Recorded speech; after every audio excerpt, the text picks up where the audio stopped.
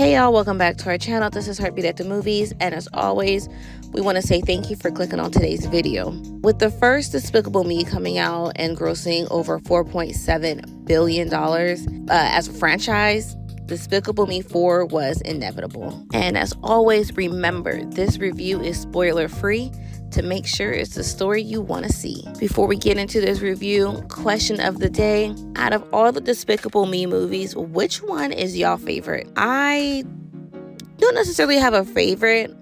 I enjoyed all of them. I think they're all pretty good movies. Let us know what you guys' favorite is down below in the comments.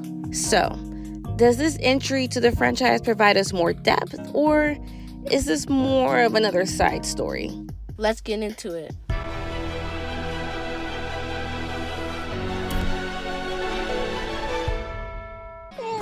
Say it. Dada. Dada.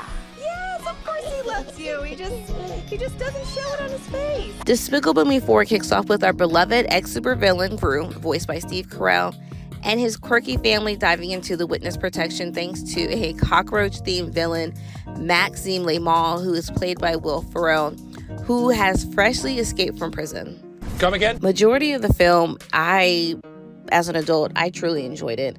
I think they did a really good job with number 4 and just keeping along the storyline from the first one all the way to this one. They did really good. The plot then thickens as Maxime, Gru's old high school nemesis, sets out to revenge, prompting Gru, his wife Lucy, and their seemingly never-aging children to take on these new identities as the Cunninghams, and it's your average suburban family. Meanwhile, Maxime and his girlfriend Valentina, who is played by Sofía Vergara, are on Gru's tail in a gigantic cockroach-themed aircraft.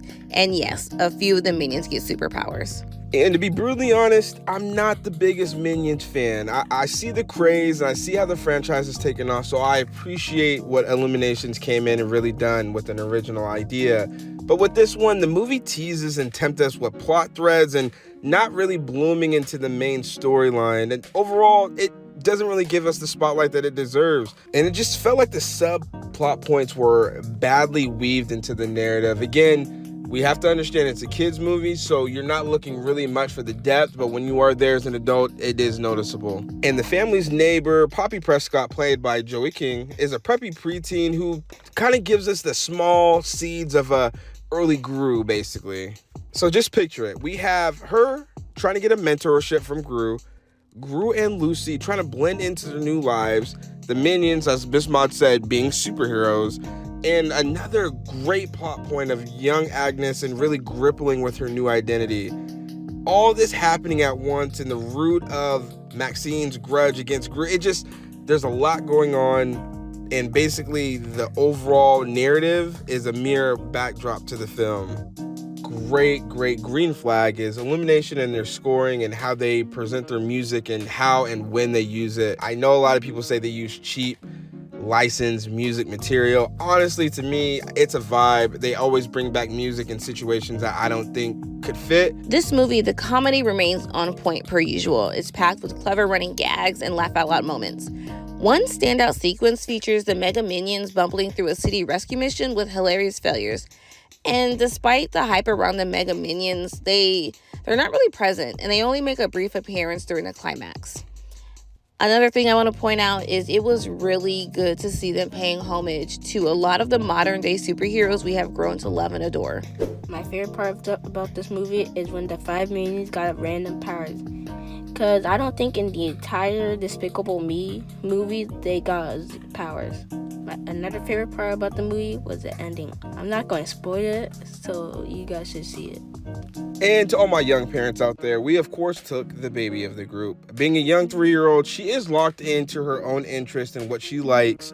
And so we thought this was going to be something that would grab her interest. And unfortunately, she wasn't vibing with it as much. Again, every child is different. Everyone has different means to what they enjoy. So again, just a little bit of snippet of what we went through.